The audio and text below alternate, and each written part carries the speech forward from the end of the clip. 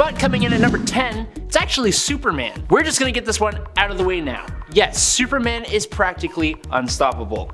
On one hand, you've got what is probably the strongest, most durable guy in DC with a heart of gold and a strong moral compass.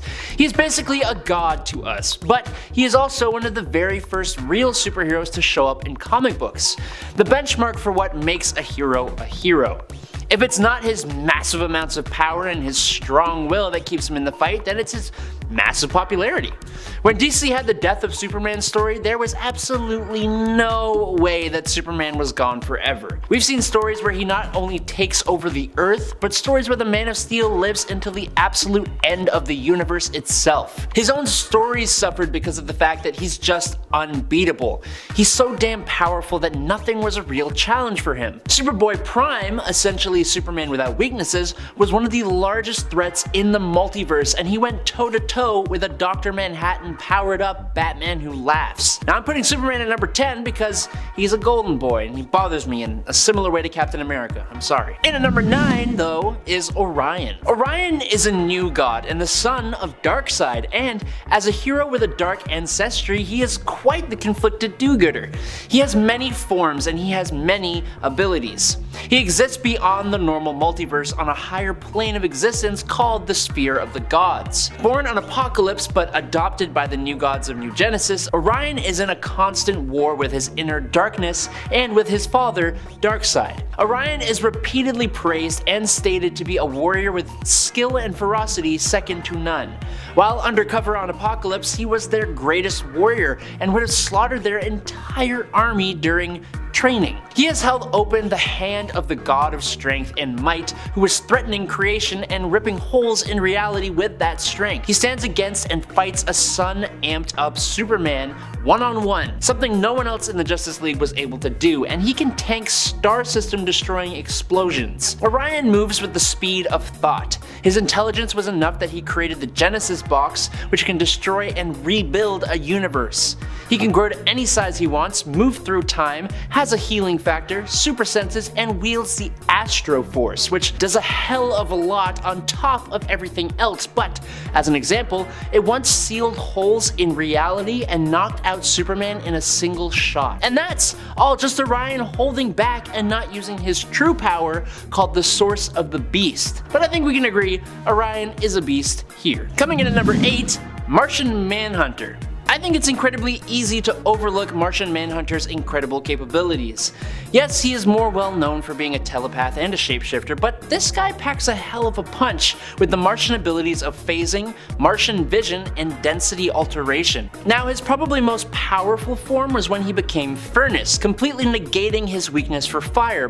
But Furnace was a villain and therefore cannot really be on this list. But in DC 1,000,000, we get a John Johns who leads a war against Darkseid and gets him to surrender to the Source Wall, becoming trapped inside of it. The Source Wall, in return, gave John one wish. His wish was to become one with Mars, meaning John became a living planet while maintaining his multiversal telepathy and his genius intelligence. We don't get to see much of this version of John, but we can guess a lot of things about this version. Firstly, his weakness to fire is probably non-existent, because I mean, people gotta make fire on a planet just to survive. We can also probably assume John keeps his other Martian abilities to a degree, and there's also the possibility that the passage of time has increased those natural abilities considering he's defeated Darkseid. We can also assume he would now also have the powers that usually come with being a living planet, like weather manipulation and control of the elements. He can control the sands of Mars to an incredible degree to do crazy things, so there's that. But in at number 7, Swamp Thing. Alec Holland was a scientist who, much like some other scientists, turned superhero when he was caught in a disaster. For Alec, it was an explosion. When he jumped away from the explosion, Alec was bathed in the chemical vats of the Louisiana swamps, and his memories were absorbed into the being known as Swamp Thing. Swamp Thing is an immortal creature who fights to protect the planet from threats to nature, including many supernatural villains. The Swamp Thing has complete mastery over all forms of plant life, and through this power, he is in constant communication with the very essence of the Earth. the green, and he serves as the plant elemental for the entire planet. In the past, Swamp Thing has gained access to other elemental powers, like at one point gaining control over earth, water, air, and fire, in addition to that of plant life. Theoretically, so long as there is plant life on planet Earth, Swamp Thing will always have a vehicle through which to house his consciousness, which makes him effectively immortal. He has basically revived himself countless times, just forming a new body out of plant life every time the current body can't keep going on, and he didn't even know he was doing this for the longest time. As a member of the Justice League Dark, Swamp Thing has been called on to help battle many supernatural threats over the years, and his recent TV show was hella underrated. Bring that shit back. Number 6. Captain Atom.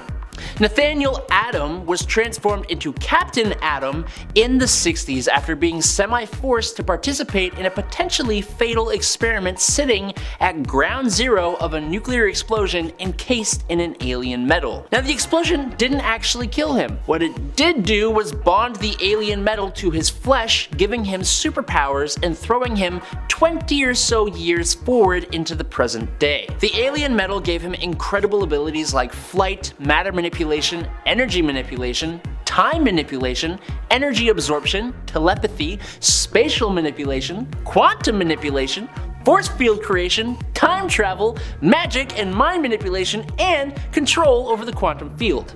These powers have let him perform some insane feats, like you can imagine, like creating a universe within the quantum field and later destroying that universe, fighting Superboy Prime, easily defeating a team composed of multiple versions of himself before absorbing them and creating an explosion powerful enough to destroy a universal space-time continuum. That was a lot. He is truly an insanely strong being, and I would be ashamed to not include him on this list. But coming in after that, number 5, Wally West. It almost feels rude to put Wally West here over Barry Allen, but in a lot of ways, Wally is arguably stronger than Barry is. Wally is the fastest of all the Flashes, only maybe rivaled by Barry himself, but Wally is arguably the fastest person that has ever existed. Just look at some of his feats. He was fast enough to easily break the barriers of speed and be the first person to enter the Speed Force. He was able to save and carry over 500,000 people 35 miles away from a nuclear explosion that had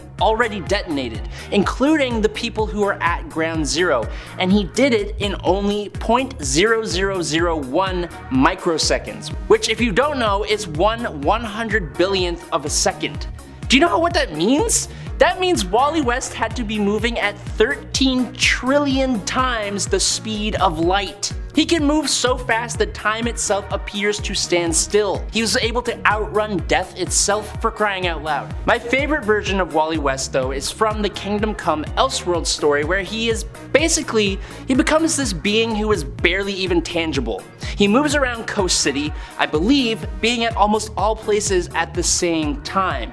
He basically became the Speed Force. Wally West is absolutely broken. Number 4, Wonder Woman. Gifted with the powers of the gods, Wonder Woman has many of the same abilities that Superman has, including strength, speed, and durability. However, Wonder Woman's Amazonian training sets her a little bit apart as an amazing warrior. It's been debated for years whether Diana could beat Superman in a fight, and while she's shown to be capable of hurting him at the least, she doesn't have the same raw power. Instead, Wonder Woman dominates her opponents through a combination of her special abilities, superior tactics, and special equipment gifted to her by the gods. But she has been elevated beyond even that. When Diana was empowered with the World Forge and the anti-crisis energy at the end of Doom War / during Death Metal, she had enough power to shake stars and phase throughout time through sheer strength. She had displayed the ability to shrink an entire planet and was able to link everyone together and restore their memories as one history, as in of all DC's continuity. She had cosmic awareness, was able to see multiple events during the war against the Batman Who Laughs at once, as well as precognition and retrocognition. She was crazy powerful for that little bit of time. In at number 3 is Dr. Fate. Dr. Fate is like DC's Sorcerer Supreme. There have been a handful of people over the years who have taken on the name, slapped on the powerful Amulet of Anubis, Cloak of Destiny, and Helmet of Fate, and been an agent of the Lords of Order, who govern raw magic in the universe. Kent Nelson was the original one, given his powers by Nabu, one of the Lords of Order. Now, without the powerful artifacts, Kent was given superhuman powers to make him more suitable for the Helmet of Fate, so he has telekinesis, flight, invulnerability, and superhuman strength. But when he has the actual helmet, his telekinesis has been strong enough to move an entire planet into the sun, which is just a wild level of power and shows just how much power the helmet grants its user. This ancient helmet is apparently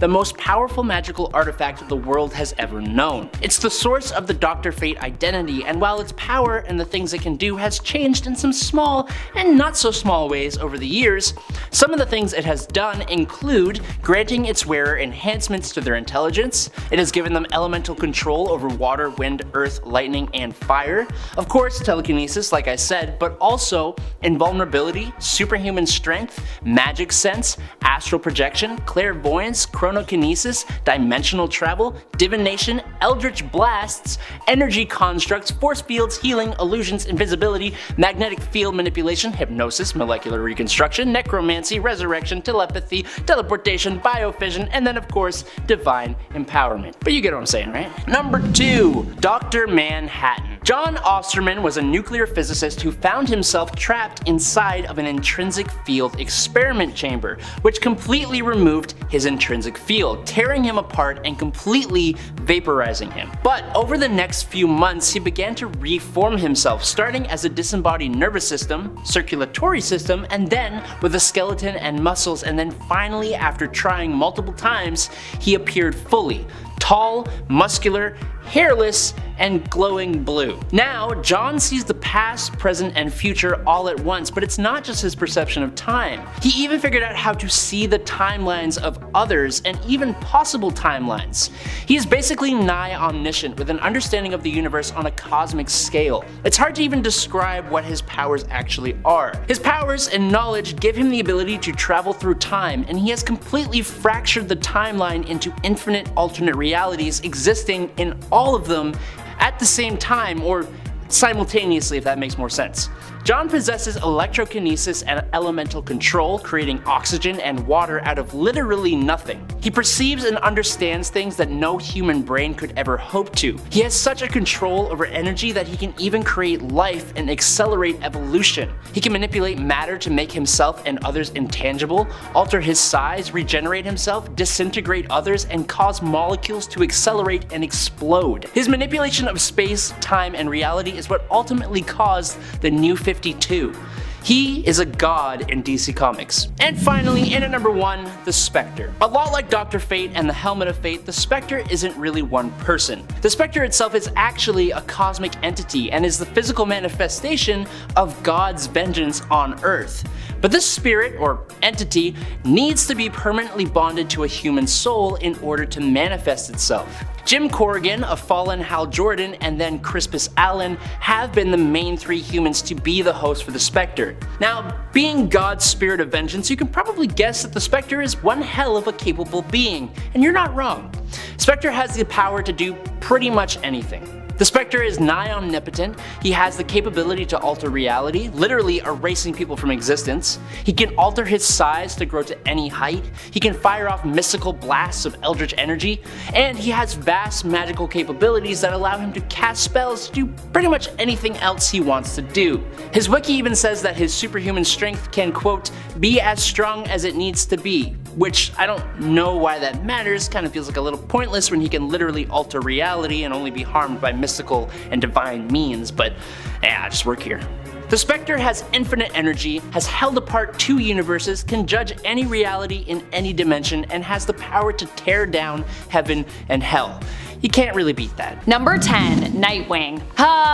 I love Nightwing. Okay, so lately Nightwing has been using not only his vigilante persona, but also his everyday civilian identity of Dick Grayson to do whatever he can to help save the people of Bloodhaven. If that doesn't make him unstoppable, I don't know what could. Both an everyday hero as Dick Grayson, using an inheritance that he was given from his father figure and in essence other dad, Alfred Pennyworth, to save the city by attempting to reform it while also reclaiming it from corruption, and as a superhero, operating as Nightwing and fighting physically against criminals and those corrupted by crime to prevent them from getting in his way. As I see it, the only thing that might stop Dick Grayson, aka Nightwing, in the future is the very real threat of sleep deprivation. And friends, before we move on to our next spot on this list, if you love what we do here at Top 10 Nerd and you love hearing about unstoppable heroes, we got a playlist for you. It's called our Top 10 Most Powerful playlist, and it's got sort of a similar vibe throughout. Number 9. Batgirl. Batgirl is Barbara Gordon, although Babs at this point is known by multiple names and is no longer the only Batgirl either. Barbara Gordon, above all else, I would say is a survivor, and because of that I feel like I would be remiss if I did not include her on this list. Batgirl has had a weird history. A history that similarly seems to haunt many female heroes over at DC, with many of them having been nerfed in some way when it comes to their abilities or their power set. For Batgirl, this happened when she was fatally wounded, shot through the spine by the Joker, and as a result became paralyzed from the waist down. While technically told in an out-of-canon story, this aspect of the Killing Joke did become canonized for some reason. But did Babs let the trauma of this incident and her newfound disability stop her from fighting crime? No, she did not. She ended up reinventing herself as a master hacker, computer genius, and intelligence expert, known as the Mysterious and Unknown Oracle. Thanks to experimental medical tech, Babs is also now back to being Batgirl, as she can walk again, and even still fights crime from both sides, both on the streets and from behind the screen. Truly, she can do it all, making her a very difficult, if not entirely possible, superhero to stop. Number 8. Ghostmaker. Is Ghostmaker a superhero? Perhaps a reluctant one in terms of altruism, but most definitely one in terms of someone doing some actual good and heroic deeds. Even in his own greatest feat story that he recanted to Batman, Batman had a sense that there was more going on for Ming-Hua Khan than he let on, in terms of why he was really after Madame Midas. And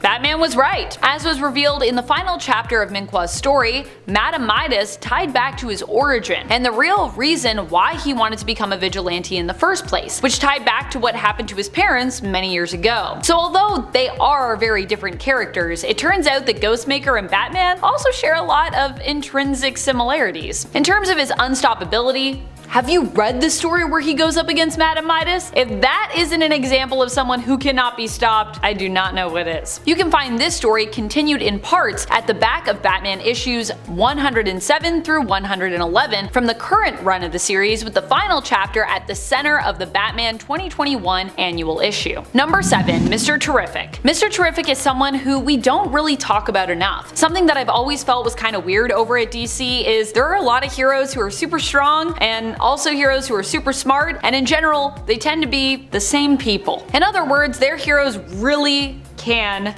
do it all. Both brains and brawns for the most part. But when it comes to Mr. Terrific, he is really all brains. And while he might not sound quite as unstoppable as the heroes who can do it all, I still think he deserves to be acknowledged for his genius, especially as that's all he has at his disposal for getting things done. Mr. Terrific has been a part of the Justice League Reserves, but is more commonly known for his affiliation with the Justice Society of America. While known for being a skilled fighter as well, his primary ability is his genius level intellect, being considered the third smartest man on Earth after Batman and Lex Luthor. Number 6. Mr. Miracle. When we say unstoppable, it can mean a variety of different things, depending on, but when it comes to Mr. Miracle, we are undoubtedly interpreting unstoppable to mean someone who can basically never be held. Scott Free is Mr. Miracle. He was once known to be the son of High Father of New Genesis, but was exchanged to become the ward of Darkseid when he was young, in order to barter a ceasefire between Apocalypse and New Genesis. In exchange for Scott, Darkseid gave up his son, Orion, to go live on New Genesis. Orion definitely got the better deal between these two boys. Scott actually grew up severely mistreated by Granny Goodness, who is known for training Darkseid's forces, including some of his most fearsome and powerful warriors, his female Furies. Scott from a young age would find that he had a natural aptitude for escaping, and would hone this over the years, celebrating whenever he won a moment of freedom. Eventually, he escaped, leaving Apocalypse and making his way to Earth. Mr. Miracle is considered the best escape artist in the world, and is even believed to be better at escaping than Batman himself, who is also known for pulling off many a daring escape. Number 5. Big Barda. Big Barda is another hero who often feels invincible in terms of her approach to heroism. Big Barda herself is a new god. She hails from Apokolips, where she was once one of Darkseid's fearsome female furies. While most born on Apokolips are actually kinda like made in labs, selectively bred, Barda was actually born of love, something that makes her unique. While her mother's genes were intended to only be combined with others who would make the strongest and fiercest offspring, her mother, Big Burrito, one of Apokolips's most fierce warriors, found a way to ensure that her first child was actually one resulting from love. However, once Darkseid found out, he took the child, placed her in the Gestatron, and then shipped her off to Granny Goodness. This is what makes Barda likely so inclined to heroics. Her father's seed was not chosen to match the traits that Darkseid most desired, and the power of love, as well as being a straight up badass, is also what generally compels Barda to be relentless when fighting for a cause she believes to be most just. Number 4. Plastic Man. Plastic Man is another completely unstoppable force over at DC Comics, even more so than some of the others on this list. This is because Plastic Man actually uses his stretching powers to be one of the coolest and most effective heroes around. We don't usually talk about him, but we should. Sure, he's not always the best guy, especially if we're talking about the New Earth continuity, but when it comes to heroics, there is almost nothing that can get in his way. He can get around any door thanks to his stretching powers and having complete molecular control over his body. He can manipulate his size, even impersonate other people by shapeshifting, and was even given duplication powers at one point, making him akin to like a really stretchy multiple man, which is pretty wild. Also, due to his elasticity, Plastic Man is super durable. He can't be torn apart and isn't super susceptible even to blunt force damage. The one thing he does seem to have a weakness to, though, like most plastics, is extreme heat as well as chemical solvents, you know, like acid. Number 3. Power Girl. One of my favorite heroes over at DC is Kara Zor-El. She hails from the reality of Earth 2 and is the alternate version of Supergirl in that reality. Although I'm sure some fans like myself might even think of Supergirl as Power Girl's alternate. Gasp. Still, Supergirl was technically around for longer, so really Power Girl is the alt here if there is an alternate. But despite being herself like an alternate version, Kara is unique in the sense that she really is her own character. In fact, it feels weird for me to even be acknowledging her as an alternate even though technically she is that. Power Girl, like her cousin Superman, is a Kryptonian, and with her Kryptonian physiology also comes a ton of superpowers that put her on a similar power level to Supes himself. While in the previous iterations, Power Girl did have a regrettable weakness to organic materials, meaning that sticks and stones could actually break her bones, after New 52, this was no longer a thing. Thank goodness. Number 2. Val-Zod. Val-Zod as Superman is probably one of the most powerful alternates that we have in the DC multiverse. Val-Zod, like Power Girl who came before him on this list, is another superhero from Earth 2. Val-Zod was another Kryptonian who landed on Earth following Superman and Kara Zor-El. And although in this reality there is a Superman on Earth 2, Val-Zod is still kinda like an alternate Superman because he's kinda got a bit of a similar story, although he's still also very much his own character, so kinda like Power Girl.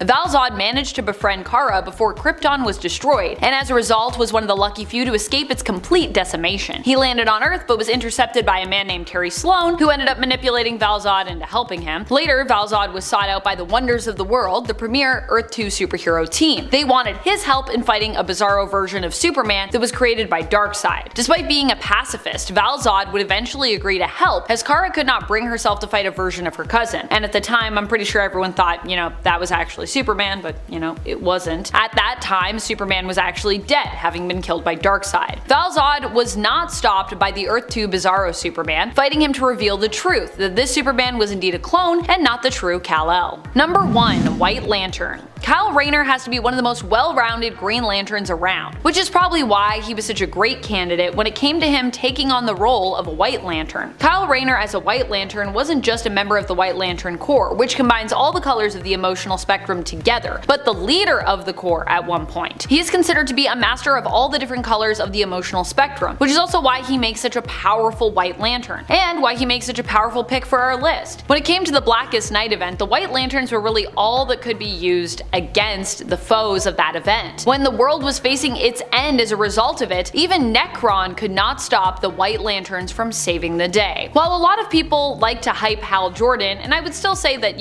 Hal is pretty unstoppable for the most part, Kyle to me is the epitome of the most powerful Lantern, since he's not only a powerful Green Lantern, but also can really fit in basically any Lantern core, making him one of the most balanced and capable in terms of his connection to all of the emotions. I know people are gonna maybe disagree with me on that, but I encourage the disagreement. Let us discuss. And in at number 10 is Superman. We are kicking off this list with what everyone would expect to see, because it's just not interesting to have him any lower. That's my reasoning and I'm sticking to it. Superman is the baseline. He is what we compare almost all other DC superheroes to when we are talking about power. Superman at his base level can destroy planets, tank hits from just about anyone including Darkseid himself, and he has a whole plethora of abilities that some are even forgotten when writers use Superman in a story. But the thing about Superman is that he almost has no upper limit. If this guy wants to, he will fly into not only our sun, but multiple suns throughout the universe to drink up their radiation in order to gain a massive power boost. He's been able to break the barrier between dimensions, and in some stories he has existed until the very end of the universe, splitting himself into multiples so that he can be a hero for the entirety of that universe, although that wasn't technically canon. The point is, while he is arguably without equal because of the fact that he has no real limit, there are a few members of the League who could give him a run for his money. In at number 9, Shazam. With the mystical power of 6 gods, Shazam is not just said to be the physical equivalent to a baseline Superman, but he can almost definitely take on Superman himself, as the Man of Steel has no resistance to magic. Shazam has actually proved himself to be faster than, and also able to knock out Superboy Prime, who is one of the most powerful versions of Superman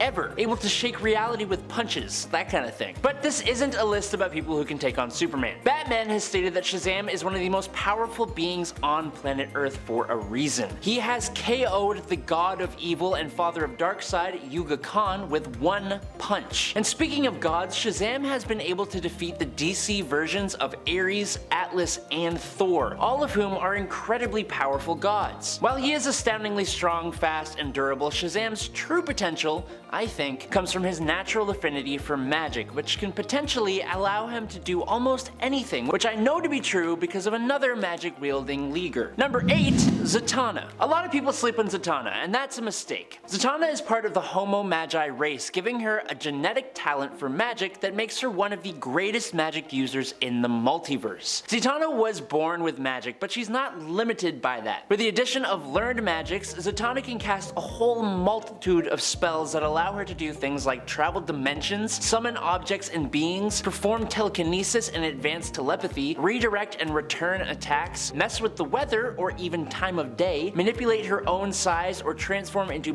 basically anything, become intangible, and manipulate magical versions of the elements. But that's all the basic stuff. She can cast spells that can manipulate reality, alter the molecular structure of objects, and move forward, backwards, and freeze time itself. And that's not even getting into what she could do with black magic. Sure, she may not be as physically capable as some other characters on this list, but she has the potential to make child's play of most of them despite that fact. If you guys are enjoying this list so far, make sure to drop a like and subscribe here at Top 10 Nerd. And make sure to let us know any topics for videos you want to see in the future. But coming in at number 7 is Wonder Woman. As 1/3 of DC's Trinity, Wonder Woman has to make this list. Where Superman is a being of raw power, that, plus his outstanding moral character, are what makes him so unstoppable. But then we have Wonder Woman, who is almost equal in terms of strength, speed, and durability to the Man of Steel, but she's leagues and bounds above the guy in terms of her skill. In a melee fight, she will outmatch pretty much anyone, and she will be quicker than almost anyone, including Superman, because she doesn't even need to think when fighting. She's just a natural. I don't think we can actually show it, but my favorite Wonder Woman panel, which I think comes from Injustice, is literally her snapping Superman's arm using her elbow while he screams in pain, and Harley Quinn is in the background like rooting her on. It's fantastic. But even in regular continuity, she's been able to last a hot minute against a mind-controlled Superman who was not holding back, and and she could have even taken him down if she wanted to. And then we talk about death metal, where Wonder Woman got powered up to the point she was taking on beings of cosmic levels of power using a magical chainsaw. Then she went on to Valhalla, of all places, but even managed to get out of there and come back to Earth. And that's the other thing. Wonder Woman has access to not only magical artifacts, but she was gifted with magical abilities by the goddess Hecate, or however you pronounce that. And those powers were leagues above Zatanna's own magical prowess. And we've already talked about how powerful magic can be. There isn't much on Earth that can really stand against Wonder Woman. And at number 6 though is Green Lantern. I think a lot of the time Green Lantern is just thought of as the guy who can make breakable green light constructs, but that is just a huge oversimplification. To prove my point, all we gotta do is look at some of the things done by the most powerful Green Lantern, Hal Jordan. Hal is essentially pure willpower, which is what powers his Green Lantern ring. This means he has incredibly intense levels of strength and durability, but anything he does with his ring is just better than any other lantern. And that's before he even forged his own ring, which no other Green Lantern has ever done. Hal has such control over his ring that he has been able to pull a spaceship out of the gravitational pull of a star, but he has also used the ring to attack nanites inside his own bloodstream. He can destroy entire planets, one-shot KO Superman, hit people so hard that it warps reality, and then as most people know, he destroyed every single member of the Green Lantern Corps. Now after creating his ring, he was even more powerful than that. He literally started to become a being composed of will, which doesn't even really make sense, but means he can't really die. He obliterated Sinestro, who was powered up by Parallax. He moved so fast he broke the Speed Force barrier, tanked a massive blast from Mogo, who was a Green Lantern that's a planet, and Mogo was being boosted up by hundreds of other lanterns when that happened. And he created hard light constructs that were actually alive and couldn't be beaten by the Green Lantern and Sinestro Corps combined. Absolutely insane. And at number 5 is Martian Manhunter. John Johns is another character that people really sleep on, but this guy is insane with his level of ability. There's a panel from the New 52 when Martian Manhunter is fighting off all the members of the Justice League at the same time. Let me break this down. With his left hand, Martian Manhunter is displaying his shapeshifting abilities, turning into a massive spiky club and whacking away both Cyborg and Hal Jordan Green Lantern. With his right hand, I think it's safe to say he's showing off his super strength, as he's got a power grip on the lasso of truth, and I'm assuming he's resisting its power, which is just a whole feat on its own. Behind him is Aquaman, who's like jabbing at Johns with his trident, but this is just going through the Martian Manhunter and is showing off his intangibility powers. And then we got Superman, who's flying around the fight at a decent distance away, while Manhunter is using his heat vision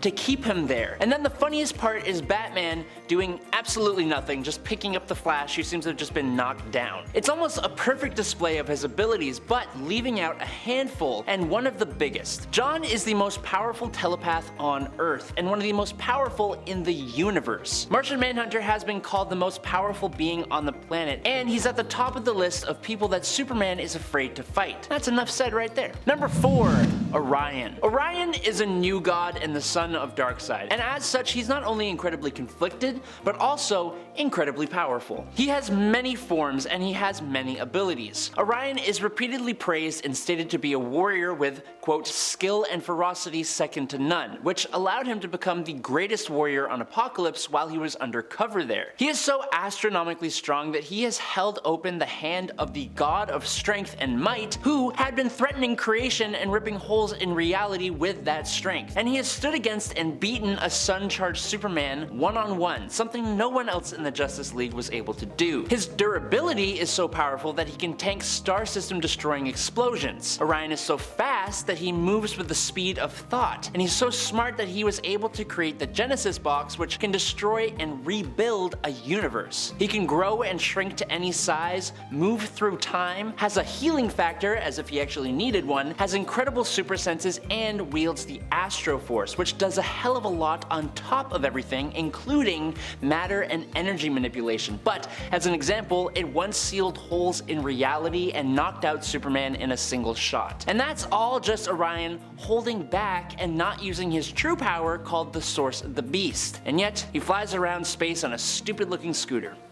And at number 3 is The Flash. Okay, look, I gotta tell you now that I'm actually gonna be talking about Wally West here. It's pretty well known that Wally is even faster than Barry Allen is, and I'd argue that he is the fastest speedster anywhere. In Flash Forward, Wally somehow went, quote, faster than the Speed Force, which means he went faster than the source of his own super speed. That makes no freaking sense! He can outrun Superman and Barry Allen. He outran the Black Flash, which is basically death, taking it to the end of the universe where it just ceased to exist. He has saved the Titans, who are all over the US, and he did it in 6.25 seconds. And my favorite point, there was a time that he saved the whole population of a city from a nuclear explosion as that explosion was going off, and he did it at like 1 billion times the speed of light. How does that even make sense? It doesn't. That's your answer. Wally West is insane. He can manipulate the Speed Force to make time basically irrelevant to himself, and he might as well just be classified as a god. Number 2,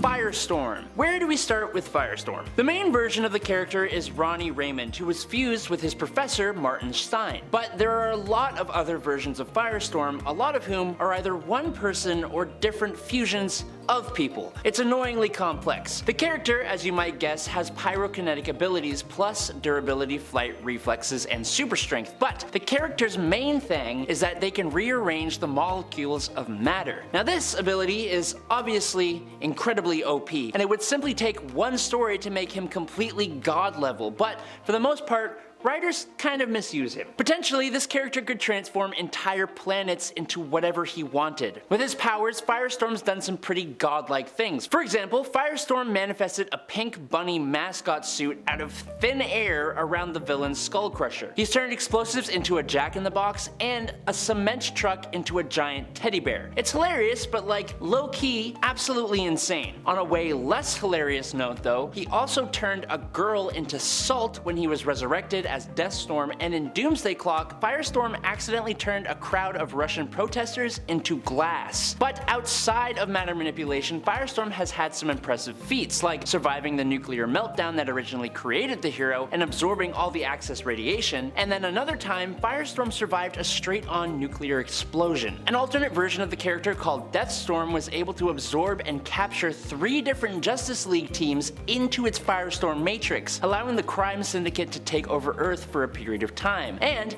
in Infinite Crisis, Firestorm was able to seal a multiversal rift. Now in case you haven't noticed, we have kind of moved away from physically unstoppable characters to characters that are just pure science fiction gods. And at number 1 is Captain Atom. Nathaniel Atom was transformed into Captain Atom in the 60s after being semi-forced to participate in a potentially fatal experiment, piloting a device encased in an alien metal. Now the experiment didn't kill him. What it did do was atomize him and bond the alien metal to his flesh, giving him superpowers. Captain Atom's powers are like Firestorm's powers, but boosted to a whole different level, and with many more side abilities. Matter manipulation, energy manipulation, time manipulation, energy absorption, telepathy, spatial manipulation, quantum manipulation, force field creation, magic and mind manipulation, and control of the quantum field are all on this guy's roster of abilities. These powers have let him perform some insane feats like creating and destroying whole universes, fighting Superboy Prime, easily defeating a team composed of multiple versions of himself before absorbing them and creating an explosion powerful enough to destroy a universal space-time continuum. Captain Atom is potentially the most powerful superhero, certainly the most powerful who is also a member of the Justice League. Number 10, Constantine, or Constantine, or whatever you want to say. John Constantine is a really fun inclusion for this list because he is extremely powerful and not powerful at all at the same time. John can wield magic for sure through years and years of learning, training, traveling,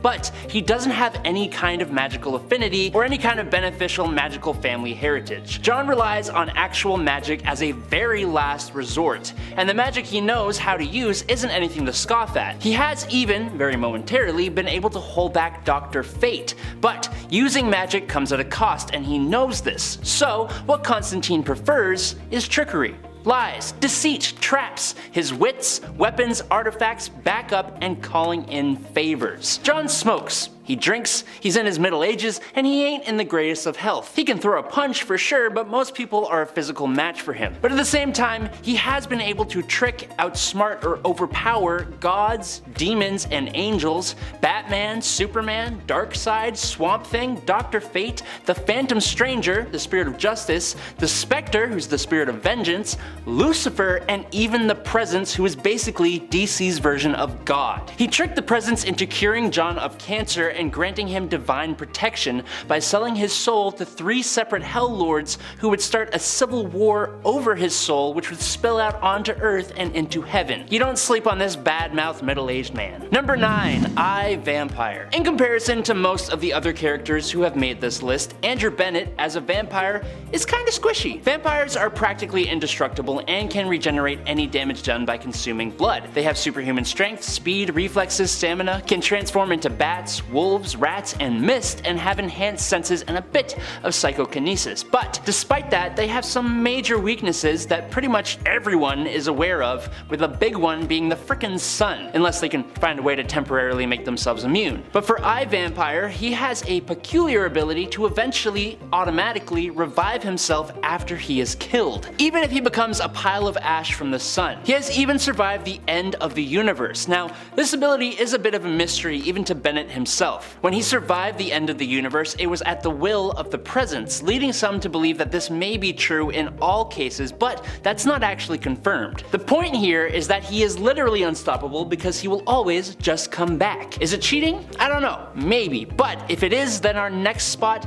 absolutely is cheating. Number 8, Deadman. While I, Vampire, will come back from the dead every time, Deadman is already dead, and therefore pretty much can't be touched except by magical artifacts, or magical beings, but even then he can usually give them a good beating. Boston Brand is a ghost. Sorry. Giving him some pretty limited abilities like intangibility, flight, and invisibility, plus a little bit of dimensional travel, which is a bit more useful. But where he truly becomes powerful is in his ability to possess other people. Now, of course, this ability isn't always reliable because there always needs to be some kind of challenge to nerf an ability like this. Batman, for example, is a struggle because of his incredibly strong mind, and there are a lot of strong-minded individuals in comic books. Plus, he can't control people who have already been hypnotized or who are immune to being possessed, like the Spectre. But there are still quite a few extremely powerful characters who he could potentially, and has, possessed. Judy Moon, the Enchantress, Swamp Thing plus the Green, Pantheon, who was an elder god, and the multiversal entity known as the House of Mystery have all been possessed by Deadman. But there's no reason he couldn't possess Superman, Wonder Woman, and a large variety of other heroes and villains. Number 7, Animal Man. Thanks to an encounter with some rather strange aliens, Bernard Buddy Baker gained access to the morphogenic field, otherwise known as the Red. This field basically allows Buddy to absorb and use different attributes of nearby animals while still being a human. So, he has been able to move his eyes independently like a chameleon, he's been able to ram against a speeding car with the abilities of a rhino, he can fly by tapping into birds, he's regenerated a whole lost limb by tapping into an earthworm, gained the strength to lift a car by tapping into a spider, and he's ran at 75 miles per hour by adopting the abilities of an ant. But his abilities have done some even more surprising things, like, for example, when a villain cut Buddy off from any nearby animals, he took on the attributes of the bacteria inside that villain's body, allowing Animal Man to duplicate himself, and he can even tap into the attributes of extinct animals like dinosaurs, which has allowed him to punch out a T-Rex and survive being crashed into by a plane by borrowing the abilities of both a Stegosaurus and a rhino. And that's another thing. Over time, he's received power boosts that allow him to use multiple abilities at once, and then to even use the abilities of any animal in the universe, like when he used the power of a Sun Eater, which let him fly across the galaxy in an instant. He's even absorbed the powers of Krypto, Superman's superdog. Number 6, Aquaman. The ocean is a genuinely terrifying and interesting place. As such, the Atlanteans of DC Comics possess a few advantages over us regular humans. They have super strength, speed, endurance, and durability, all in order to help them survive the mind-boggling pressure at the insane depths of the ocean at which they live. But Aquaman himself is a royal Atlantean, which means that he is a super Atlantean. His strength and durability has allowed him to close the Marianas Trench, go toe-to-toe with powerful foes like Martian Manhunter, Lobo, and Wonder Woman, and tank blasts from Starro. His speed, which is often forgotten about, allows him to swim at 10,000 feet per second, and he can move even faster without the pressure or drag of water, allowing him to dodge bullets and catch lasers. But Aquaman has quite a few other advantages. His control over sea life has helped him in a large majority of his fights, with his underwater allies coming to his aid and helping him do things he probably couldn't do alone, like creating a massive tsunami with whales. His telepathic skill is actually quite impressive as well. Some of my favorite feats include him telepathically controlling a Green Lantern ring, reading the Martian Manhunter's mind without permission, and controlling a space dragon. Now for a while he had a hand that was a hook and then became a magical mystical water hand that could do a whole other level of feats, but I'm out of time so we're moving on. Number 5. Supergirl. It's funny, when I look up how powerful is Supergirl, I found more stuff about how she isn't more powerful than Superman, as if saying that Kara Zor-El is stronger than Kal-El is insulting their own masculinity. Kara is technically older than Kal is, and she also never learned to hold back, meaning she goes in with 100% effort. This made her appear to be much stronger than Superman when she showed up on the scene, but Superman has been absorbing the rays of our sun much longer, meaning he inherently has more power and more knowledge of how to use it, and his ancestry makes him just better than most other Kryptonians. That's the same reason, or part of the reason, why he was stronger than Zod. So now all the Superman stans can just chill out for a second. Supergirl has the potential to have all the exact same abilities that Superman does, but at a lower level, which still makes her insanely capable and one of the strongest beings in the universe. She has fought Barry Allen pretty successfully, obviously not trying to hurt him though. She put up a decent fight against Wonder Woman, though she still got kinda destroyed,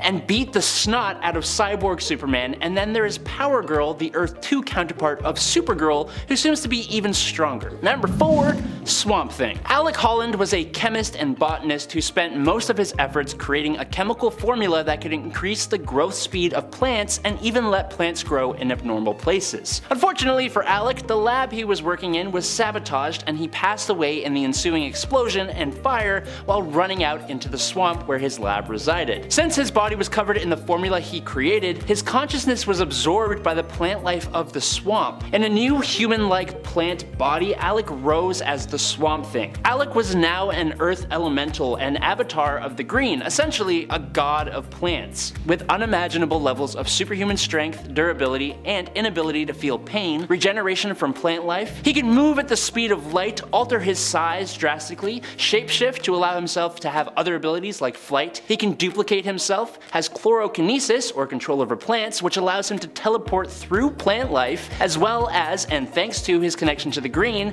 he can even move through time and possesses cosmic awareness. He's taken control of all the algae on Earth to remove most of Earth's oxygen in a show of strength. He's taken hits from and even restrained Superman and knocked the wind out of Wonder Woman. Swamp Thing is one of the more interesting heroes that DC has, and he deserves more respect on his name. Number 3. Black Adam. Whether you like it or hate it, Black Adam has been part of the Justice League. Black Adam has essentially the same base power that is possessed by Shazam, who made part 1 of this list, but for Black Adam, his ideologies and ruthless nature mean that he is simply much more capable than Shazam because he does not hold himself back. All we have to do to see how capable Black Adam is to take a peek at 2007's World War III event, or as I like to call it, Black Adam versus literally everyone. Black Adam single-handedly goes up against, beats the snot out of, and even takes the life of some of the combined forces of the JSA, the JLA, Captain Marvel, China's Great 10,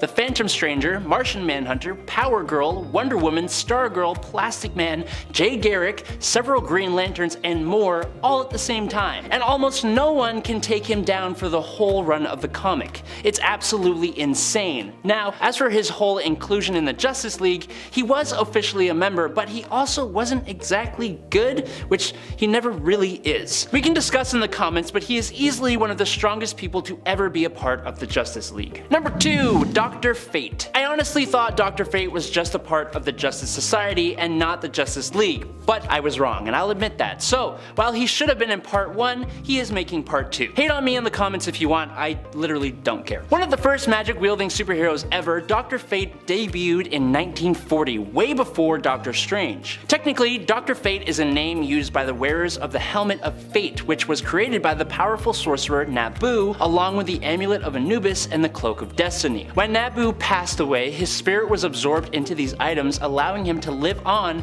through his hosts. Now, while Kent Nelson was the first, characters like Inza Kramer, Jared Stevens, Khalid Nassour, and a few others have wielded the powers of Dr. Fate throughout history, inhabiting the Tower of Fate and fighting magical threats. The Helmet of Fate itself grants the hero their vast magical powers, which include reality manipulation, matter manipulation, and time traveling, among many other abilities, plus the knowledge to cast spells that can do even more. And in at number 1 is Lobo. Lobo is basically what would happen if you took Marvel's Wolverine and Deadpool and smacked them together, added a pinch of the Punisher, and then made him as strong and tough as Superman and coated him in Gene Simmons face paint from the band Kiss. Now, as with all characters' feats, we need to take it with a pinch of salt, because this Zarnian in one story was able to take out the New Gods, who were all ridiculously powerful, but in the same story, he was captured and restrained by 3 Green Lanterns. He's been able to knock out Superman, regenerate himself from a pool of blood, has been deemed immortal and banned from both heaven and hell, he can track anyone he has met across the galaxy, is immune to psychic attacks, he's a genius, can break the fourth wall, can possess others,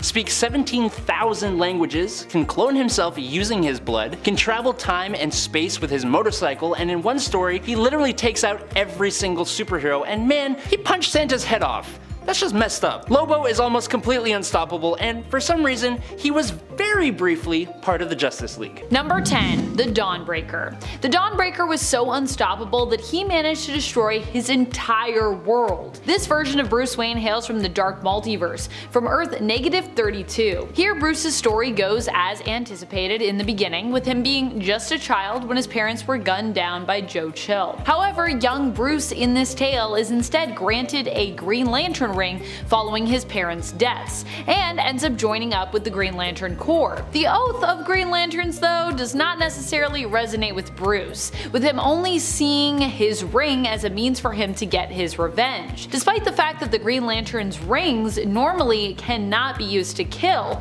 Bruce pours his inner darkness, his void of emotion, into this ring, corrupting it and thereby willing it to kill, and even using it to temporarily raise the dead. He goes on to kill all of the criminals of Gotham, face off with the Green Lantern Corps and successfully kill them and the Guardians of the Universe, and of course destroy the entire world. Well, his entire world.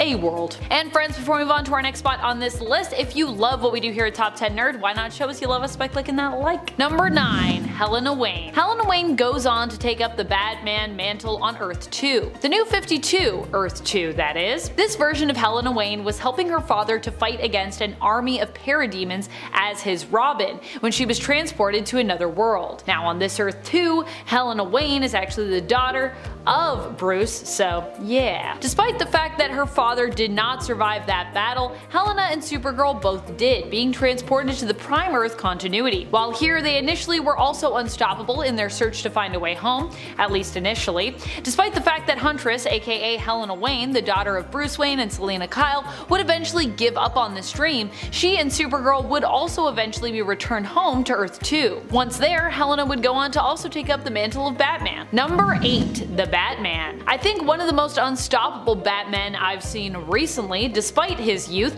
would be our Year 1 Batman from the now Elseworlds DCU movie The Batman. In this film, Batman is played by Robert Pattinson and is presented as a version of Bruce who is still kind of struggling to find his footing in the city of Gotham as a hero. In fact, many people actually fear and revile Batman at this point, GCPD included, who, other than Jim Gordon, are not really on his side. However, despite being less experienced in comparison to some of the older, more established versions of the character, I would say that Batman, against all the odds here, is still impressively unstoppable. This likely has to do with the fact that he is not only attempting to prove himself as an ally and force of good to the city and its people, but also kinda to himself, trying to find a purpose in a world that he seems to have become increasingly disconnected from. In the end, Batman realizes that hope above all else is one of the most important things, not fear, and we see him begin to make his way down the path to becoming the hero that Gotham needs. Number 7. Jason Todd. In Battle for the Cowl, Batman is believed dead, and a final message is passed on to the Bat family members. Among those summoned to hear Bruce's final words is Jason Todd, former Robin, sometimes villain, and all around just a pretty complex character and vigilante. With Bruce absent, Jason believes this is his opportunity to prove himself and take up the cape and cowl. As Batman, Jason is relentless, not shying away from bloodshed or killing the criminals he comes up against,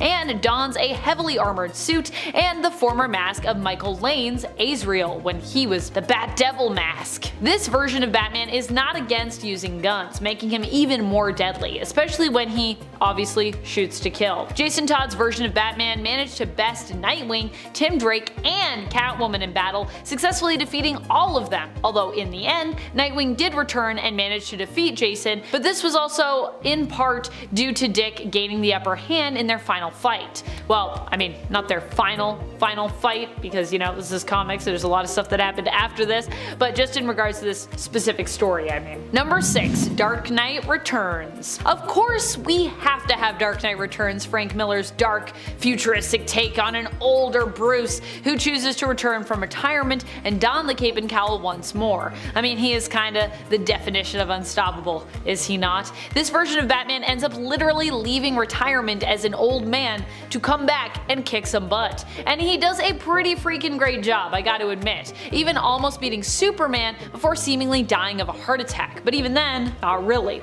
So while Superman seemingly wins the ultimate and famous fight between the two of them, it's revealed that in the end, it may have all just been part of Bruce's elaborate plot, meaning that as always, the detective also wins in the end, especially because Superman's kinda like, yeah, I know he's still alive, it's all good. Number 5. Dick Grayson. Well, not quite as adept and skilled as Batman is, Nightwing has the range of skills to excel as Bruce's replacement, which is what happens in the New Earth continuity after Bruce is believed to have been killed in a fight against Darkseid. Dick Grayson ends up taking up the Batman mantle in his adopted father's absence, believing that Gotham needs Batman and that it would be unwise to let it be known that the original Batman is gone and dead. While Nightwing has many accomplishments as Batman, I more wanted to discuss him because I believe that not only is Dick Grayson a great option when it comes to the Batman legacy, but that recently, even outside of that, he's definitely proven himself to be unstoppable as a character, with or without the Batman mantle attached to him or even affiliated with him. Lately, he's been excelling as Nightwing, the protector of Bloodhaven,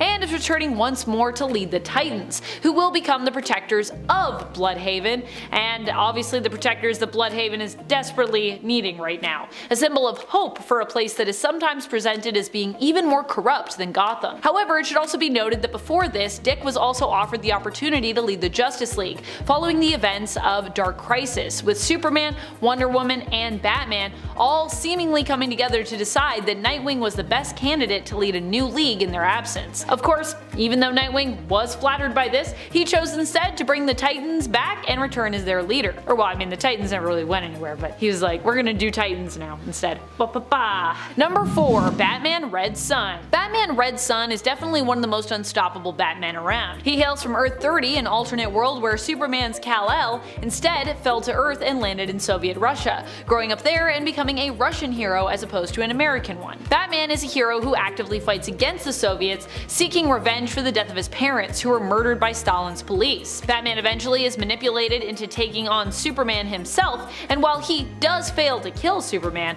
Batman still makes an impressive attempt there. Especially impressive when you consider that this Batman, like so many others, is completely unpowered. And despite not physically winning that fight, choosing to die rather than allow himself to be captured in the end, Batman still manages to reveal the truth about the people that Superman works for, turning Superman against them and thereby getting his own revenge, despite not being alive to see it fully realized. Batman also lives on after the initial man's death that represented him, inspiring others in Russia to take up the mantle mantle in his place and continue the fight for justice. So although the original guy that was Batman in that reality is dead, Batman still lives on and becomes unstoppable because legacy. Number 3. God of Knowledge. While still technically the main continuity Batman we currently have in the DC universe, and not in the traditional sense and alternate as in someone from another Earth or an Elseworld story, as we counted Dick Grayson before, who is also in the main continuity, I would like to present this version of Batman who represents a specific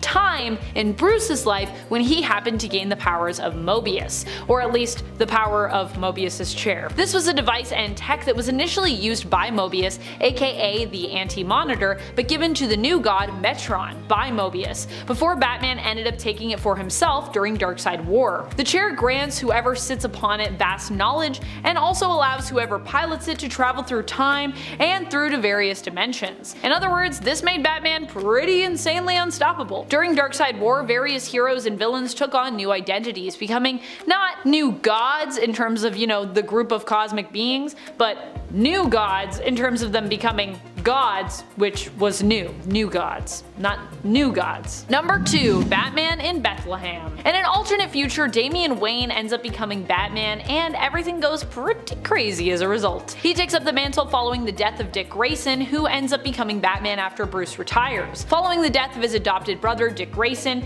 Damian sees killing as kind of the only way to deal with criminals like the Joker, who ended Dick's life in this case. However, Bruce disagrees, refusing to let Damian take up the mantle of Batman initially, and eventually kicking him out of the Batcave and Bat family as a result of his actions. Eventually, Damian would earn his father's forgiveness and his respect once more, and go on to take up the mantle, continuing to be Batman even after both Bruce's and Alfred's deaths. However, he would once again be seen as a killer, a much crueler and less forgiving version of Batman in the future. Damian even goes so far as to sell his soul to seemingly the devil, and in the end, Gotham ends up the victim of a nuclear attack in a harsh and chaotic apocalyptic futuristic world. Still, Damian never gives up, and even goes on to renegotiate his bargain with Simon Hurt, who is suggested to be the devil here. Number 1. Batman Who Laughs. Batman Who Laughs is hands down one of the most despicable and unstoppable Batman we've ever encountered, I think, in the comics. What makes him so unstoppable? Well, he's kind of an unreal combination of Batman and Joker blended together, and I would say it's that makes him so interesting, unique, and ultimately unpredictable and unstoppable. I mean, think about it. He has all the logic and skills of Batman, but the level of cruelty and off-the-wall thinking of the Joker. When he sets his mind to something, usually the Batman Who Laughs ends up on top and gets what he sets out to get. And I know what you're going to say, but Amanda, hold on a minute. Wasn't he defeated during Dark Knight's death metal? Yes, he ultimately was, but at the same time, look at all he accomplished before that. I mean, this is the guy who was able to take down one of the most powerful villains out there, Perpetua, who is older seemingly than time itself, known as one of the hands of creation, and is the mother of both the Monitor and Anti-Monitor, as well as, the World Forger. So that's pretty wild to me. Number 10. Secret Identity Superman. In Secret Identity, Superman, as we know him, is a fictional character. We are introduced to a young boy named Clark Kent, who is named after the character by his parents. One night, he discovers that for reasons unknown, he actually has the powers of Superman, and he decides to become a real-life Superman. The book follows his career from child to old man as he tries to navigate the pressures of being a superhero and leading a normal life. He has all of Superman's powers, but as he isn't Kryptonian, he has several advantages. 1. Kryptonite doesn't exist, so he has no weakness that can instantly bring him to his knees. And 2, he's the only superpowered being on the planet, which means there is no one who can even hope to stand up to him. Luckily, like the fictional Clark Kent, he's a pretty chill dude, and he doesn't use his powers to take over the world or anything like that. Number 9. Calvin Ellis. When the Kal-El of Earth-23 was sent to Earth from Krypton by his parents, he was discovered by the Ellis family, who raised him as their own. Calvin Ellis grew up to be Superman, champion of justice and the oppressed, and he has all the powers of the classic Superman. However, what sets him apart is that he actually grew up to be President of the United States, making him the most powerful man on Earth both when he is Superman and when he is in his secret identity. Number 8. Bruce Wayne Superman. In this universe, Kal-El's rocket was not found by the Kent family, but by Thomas and Martha Wayne. They had no children of their own, so they adopted the child and named him Bruce Wayne. Bruce grew up being raised by the couple at Wayne Manor with the help of Alfred the butler. One night, when they were walking home from a movie, they were mugged by Joe Chill, who shot and killed Thomas and Martha. He tried to shoot Bruce, but he discovered that he was bulletproof, and Bruce promptly incinerated Joe Chill with his heat vision. He grew up having repressed the memory of his powers until one night the manor was infiltrated by robbers, causing him to rediscover his powers. Alfred took him down to the cave under the manor and showed him the rocket he came to Earth in, and Bruce became the vigilante Batman. He has all of the powers of Superman and all of the ruthlessness of Batman, making him someone who criminals should fear more than anything. He operated as Batman until a Jokerized Lex Luthor attacked Gotham with a militia, which Batman single-handedly stopped with no casualties. After this, he abandoned the Batman persona and at the urging of Lois Lane, became a less scary superhero, Superman. Number 7. Injustice Superman. In the world featured in the Injustice games and comics, Superman was brainwashed by the Joker into destroying Metropolis as well as Lois Lane and his unborn child. This caused Superman to snap, and he brutally killed the Joker. He decided to punish all the criminals and reshape the world in his image, becoming more unhinged and violent the more power he seized. He has all the standard powers of Superman, but unlike his main Earth counterpart, he doesn't hold back and won't hesitate to kill anyone who stands in the way of his new world order. Luckily, the Batman of this universe was able to synthesize kryptonite and make pills that help his insurgency become strong enough to take on the villains and former heroes that Superman has recruited into his cause. But Superman is still so unstoppable that the only person capable of defeating him was a Superman pulled from an alternate dimension. Number 6. Superboy Prime. This version of Kal-El was sent to Earth in a universe where Superman was already a fictional character. He didn't have any powers until a cosmic vortex opened up, transporting the Earth 1 Superman to his universe. This caused Superboy's powers to manifest, and he left to help Superman in the Crisis on Infinite Earths. When all of the Earths were destroyed,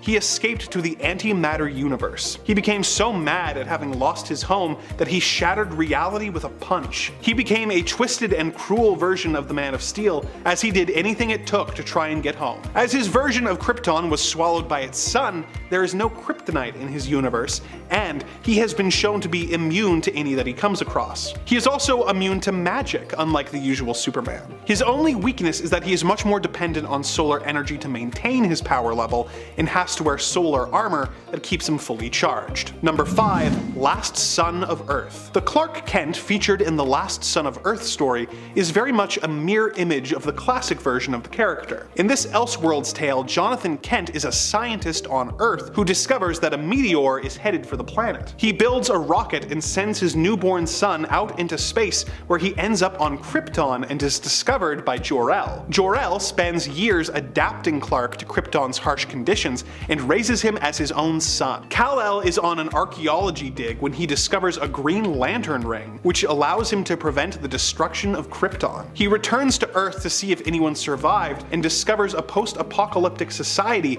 with one tribe being led out of the Daily Planet by their chief, Perry White, and an evil murderer named Lex Luthor being in charge of the other. Clark discovers that his time adapting to Krypton's atmosphere has given him superpowers while on Earth, giving him both the powers of Superman and Green Lantern. He manages to help restore the Earth, transforming it into a utopia with Krypton's technology. Number 4. Kingdom Come Superman. The Superman on Earth 22 is a bit older and wiser than the usual Superman, but he is no less powerful. He comes from a world where most of the classic heroes have retired, only to be replaced by violent and angry new heroes who have no value for human life. After Kansas is wiped out in a superhero accident, Superman comes out of retirement to help get the world back on track and to reform the Justice League. As he has gotten older, he has actually developed an immunity to kryptonite, leaving only his weakness to magic as an effective way to fight him. He was briefly transported to the main Earth, where the Justice Society kept him prisoner until they could gauge whether or not he was a threat. However, when he heard that a woman was about to jump off of a roof, he escaped custody and defeated the entire JSA in combat just to save the woman's life. Number 3.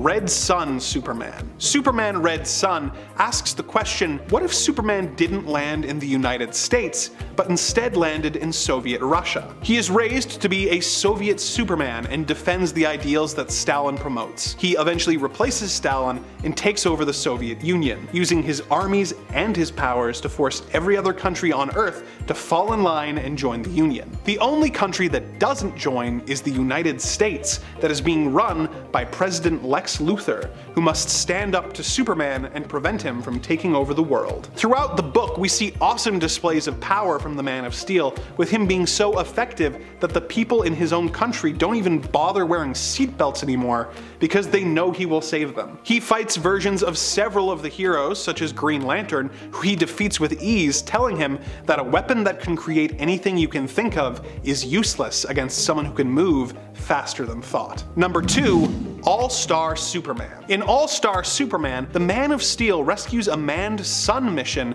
that is under attack by Lex Luthor. He stops the attack, but it turns out that Luthor's real plan is to cause him to overdose on solar radiation, giving him what is essentially a terminal disease. Superman is dying, but the extra solar radiation actually makes him stronger for the time he has left. He develops an immunity to kryptonite and becomes strong enough to lift 200 quintillion tons without breaking a sweat. It is because of these heightened powers that Superman is able to fly into the sun at the end of the story in order to prevent it from dying by building it an artificial heart to keep it alive. Number 1, Silver Age Superman. When Superman was introduced in 1938, it was considered the beginning of the golden age of superheroes. During this period, he slowly developed a lot of the powers we associate with him today. He was originally able to leap tall buildings in a single bound, and this eventually morphed into flying, things like that. His stories were quite grounded and usually featured him going up against gangsters and slumlords who were taking advantage of the people of Metropolis. This all changed in the Silver Age. In the Silver Age, Superman was going up against more and more outlandish sci-fi plots, which were known for giving Superman more and more powers as the stories went on. These included kind of weird powers like super ventriloquism and hypnotism, but they also beefed up his standard powers. Superman has of course always had super strength, but in the Silver Age he was so powerful that he could tow an entire galaxy's worth of planets behind him with a big chain. One sneeze from Silver Age Superman was powerful enough to wipe out a solar system. So yeah, he was pretty powerful. He was the Superman of Earth 1 and was actually the main Superman until the continuity reboot of 1986, Crisis on Infinite Earths, where we were introduced to the New Earth Superman, who other than during the New 52 era, has been our main Superman ever since. Silver Age Supes is actually too powerful, and was nerfed quite a bit for the New Earth era, but he is now considered an alternate Superman, and is by far the most powerful version of the character. Number 10, Rejected. Kind of. This one comes from JLA issue number 90 from the 1997 series. Here, Wonder Woman and Batman eventually share a kiss, which prompts Diana to look inside herself and see how she really feels about Bruce and the potential for a relationship with him. After looking deep within her subconscious by using the trans-consciousness articulator, try saying that 5 times fast, Diana decides it would be best if she and Bruce didn't actually end up together. She tells him as much, just as he seems to be ready to say the same. Although he also makes quite the face when she asks him if he felt being with her was worth risking all they already had as friends. And while Bruce seems to say that he agrees with Diana wholeheartedly, his face and the parentheses in his speech bubble seem to imply otherwise to me. All in all, I think both of these two ended up a little bit embarrassed by the whole ordeal, so it's a bit of a two-way street with this one. Batman's embarrassed, Diana's a little embarrassed.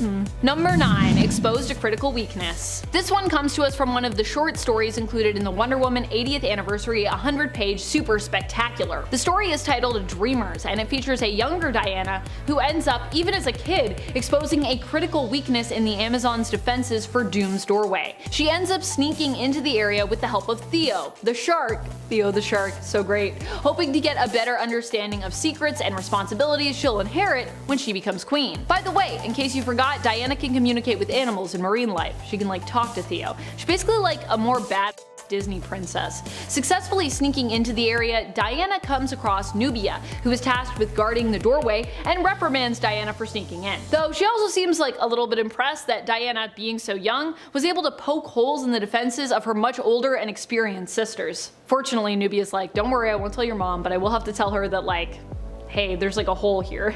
We need to fix that. We need to tell these sharks to keep their mouths shut. Number 8. Defeat 'em to beat 'em. You know how we've mentioned the time that Batman incapacitated inadvertently the whole Justice League thanks to his contingency plans being stolen and then used by Ra's al Ghul? Well, he isn't the only one to defeat the Justice League. In fact, Wonder Woman defeated the Justice League without the interference or influence of anyone else. She did it single-handedly, and instead of it being a betrayal, it was actually to try and protect the League.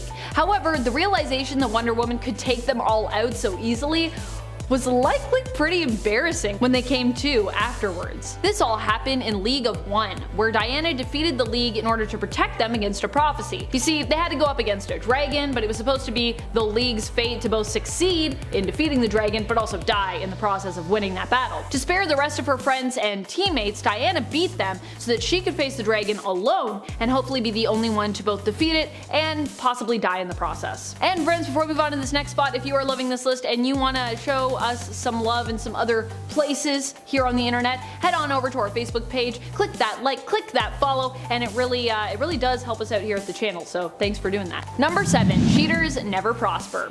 This was like a whole thing where I feel like everyone was kind of embarrassed. Like pretty much everyone involved I feel like was embarrassed in this one. I know I was embarrassed watching this happen. Oof.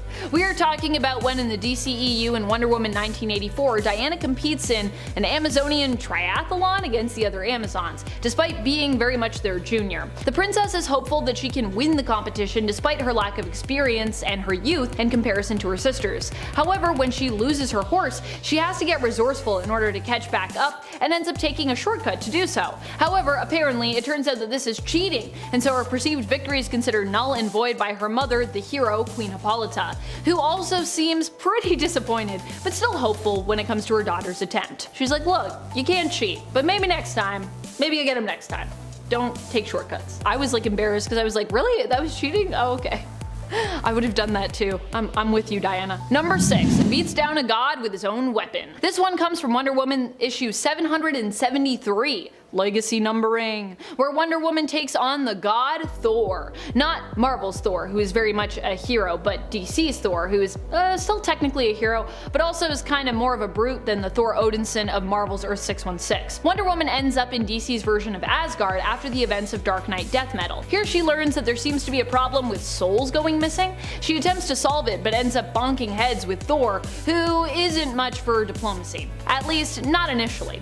Don't worry though, Diana puts him in his place, besting him in combat, taking Mjolnir, smashing him in the face with it before crushing it between her two hands. She's like, hammers, not really my thing. And of course, only then is Thor willing to listen to what she has to say. But don't worry, it all works out in the end. Everyone's able to sit at a table and have a discussion and a beer afterwards, so yay. Number 5. Can't stop killing. It's hard to tell who would be more embarrassed in this scenario, Wonder Woman or all of her friends who try to reach out to her and really epically fail. This all goes down in a dark multiverse tale, a darker version of War of the Gods. Here, Wonder Woman ends up losing her mother and in her darkness finds herself possessed and overtaken by Hecate, who uses Wonder Woman as her host to reach out and conquer Earth. Wonder Woman's friends try to stop Diana and reach her, but she's trapped deep within a pit of despair after having not properly dealt with her emotions, basically. Struggling to find her way back to love and hope, the only solution is for many magic users of DC to band together, sacrificing themselves in order to defeat Hecate, but still unable to bring back Diana. Whew. Zatanna, as a result, keeps Hecate in Diana's body locked away, hoping to one day find a cure for the possession so she can bring back her friend once more. Number 4. Rejected. But for real this time. Real rejection. So this isn't rejection of the romantic sort, but it is the rejection of a kind of, like a team-up sort, I guess you could say. In Wonder Woman the Hecate, Bruce and Diana end up at odds with one another. As such, the two end up in a fight with one another. Wonder Woman handily ends up defeating Batman in that fight, placing her boot on his head as he lays in a puddle, and urges him to not get back up. Batman decides to surrender, which I think this is a good choice. Instead of fighting back, Batman tries a new tactic and begs for Diana's mercy and protection. This shocks Wonder Woman as Batman clings to her boots. He calls on the age-old ritual and rites to seek her power and her aid. Wonder Woman, however, reminds Bruce of his history, saying that in times previous, heroic men have been denied, as she chooses to deny him now. Ouch. Looks like Batman needs to brush up on his reading of the Iliad, apparently. Number 3. Poking eyes and breaking arms. And in Justice Gods Among Us Year 4, there is a brutal showdown between Superman and Wonder Woman that is basically orchestrated by Batman. The two face off in a trial by combat style fight in order to settle a dispute, with Wonder Woman being forced to fight as she was nominated by Batman, even though she and Supes are kinda still technically on the same side here. However, this just means that in the end, Diana is able to use Clark's hesitancy to her advantage. She not only defeats Clark, but she does so brutally. At first it seems as though he'll come out victorious, but the fight ends with Diana clearly on top, attempting to gouge out his eyes before succeeding in breaking his arm. Youch. It's not easy to break a Kryptonian's arm, by the way. That is a lot. Number 2. Defeated by love? That's right, Wonder Woman actually defeated someone with basically just the power of love. Although I suppose I shouldn't say like just the power of love. After all, love is kinda Wonder Woman's biggest ideal, I'd say, and it also is extremely powerful if you know how to use it. Case in point, when Diana went up against a villainous Donna Troy.